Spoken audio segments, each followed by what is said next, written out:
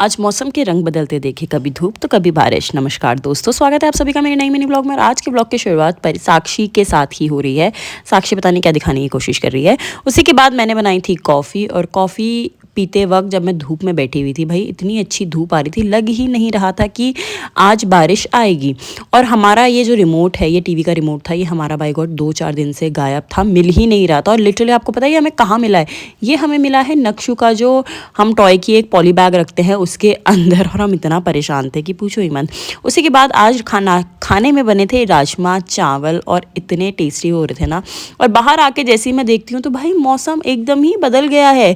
मतलब कब आसमान सुंदर एकदम नीले रंग से कब ऐसा काला हो गया, हमें पता ही नहीं चला। उसी के बाद मैं लेकर आई थी अपने बच्चों को बाहर घुमाने के लिए, उनको फ्रेश होने के लिए। मैंने कहा था जब तक बारिश नहीं आ रही है मैं इनको घुमा लेती हूँ।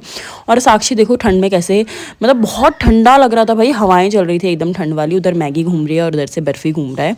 इन दोनों को मैं फ्रेश करा के घर ले आई तो फटाफट से 2-4 चीज़ें जो बाहर सूख रही थी, मैंने कहा ऐसा ना हो कि मेरे को आज क्लास भी जाना है, तो ऐसा ना हो कि बारिश से ये सब भीग जाए और मैं भूल ही जाऊँ। और उसी के बाद फटक से हमने सारी चीज़ें अंदर रखी, मतलब उनको अच्छे से अरेंज करा। बर्फ़ी और मैगी भी आ ही गए थे।